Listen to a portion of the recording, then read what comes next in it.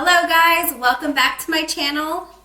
This is day 2 in my mini series of 7 meals in 7 days using only Trader Joe's products. Today I'm going to be making spinach and ricotta enchiladas, and I'm going to go ahead and show you guys the ingredients right now. Here are the ingredients that we are using today. I'll just do a quick pan and then just show you guys a close-up of all of them. It is going to be the organic chopped spinach. This recipe actually requires the spinach to be frozen. Sour cream, ricotta cheese, some garlic, green onion, some butter, salsa verde, Mexican shredded cheese, and some tortillas. So the first step in this recipe is to preheat the oven. So I'm going to go ahead and preheat the oven to 375. Now while the oven's preheating, I'm going to go ahead and chop the garlic and onion. It calls for 2 cloves of garlic and half a cup of green onion.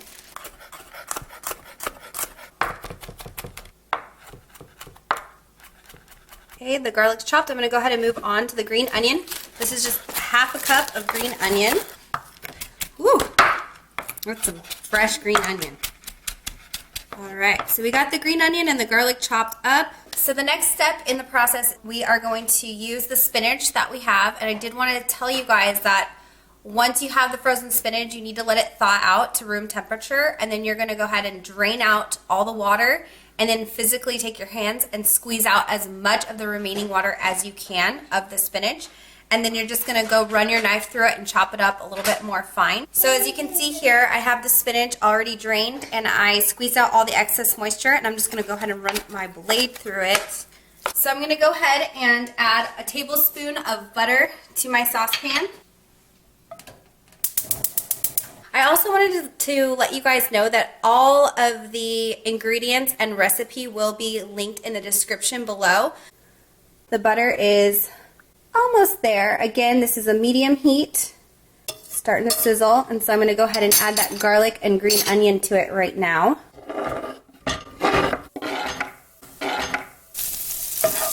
So now that this is sizzling, it's just supposed to just have a fragrant aroma, not browned or anything. You're going to go ahead and add the spinach to it. So I'm going to add the spinach, and then you're going to let this combination cook for about 5 minutes. You're just going to turn off the heat and add the ricotta sour cream and add the Mexican blend cheese.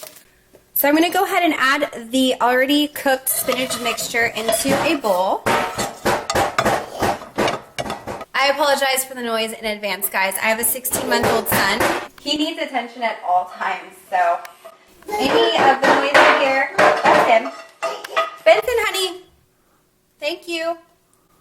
So as you guys can see, I have the spinach mixture in here, and the next step is going to be adding 1 cup of ricotta cheese, half a cup of sour cream, and 1 cup of the Mexican blend cheese, all to this mixture. I'm going to just do that real quick and then mix it in.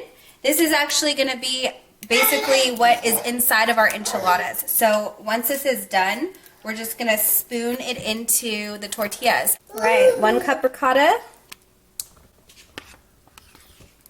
half a cup sour cream,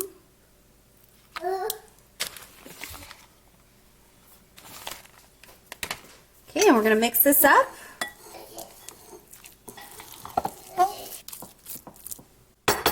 This is the final product that's going to be going into the tortillas. So I'm going to go ahead and get my tortillas ready and start filling them.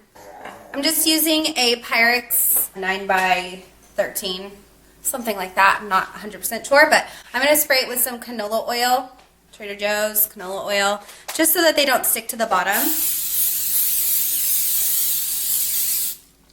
Okay, so we do need to make sure when we're filling the tortillas that once we roll them, we're putting them seam side down into the pan, so that they don't open up while they're cooking.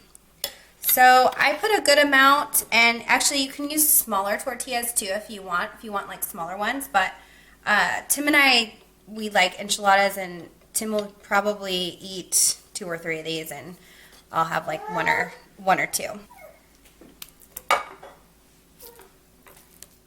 All right, guys, we're in the home stretch. So the last 2 steps are just going to be adding some salsa verde, and you guys can use enchilada sauces if you want, but I prefer the salsa verde salsa instead of enchilada sauce just because it has a really good flavor and it actually goes really well with this particular dish. So just distribute evenly over the tortillas. I buy 2 just in case, but it looks like 1 jar will do the trick. So that is on there, and then you're just going to sprinkle the top with 1 cup of cheese. And as you guys can see, I kind of just eyeball these ingredients because you really can't have too much cheese. So I just go, you know, full on coating it with the cheese. Here's what it looks like right before it goes into the oven. So I'm just going to pop this in the oven. Again, it's 375, and then it's going to be about 15 to 20 minutes in the oven until the sauce is bubbling and the cheese is kind of browned around the edges. And I'll show you guys when it comes out of the oven. All right, guys, the timer just beeped. It's a little after 15 minutes that it's been in here, but it looks ready. I'm just going to go ahead and let those cool for probably about 10 minutes because right now they're still bubbling, and we will be ready to sit down and eat for dinner. I'm super excited because this looks really good and super cheesy. So I will let you guys know how it tastes. Okay, guys, this is the finished product. So it looks pretty good. It's been sitting for about, I don't know, 15 minutes, and it cut perfectly. So I'm super excited to try it, and I'm sure you guys know what I'm going to say because it's Mexican food.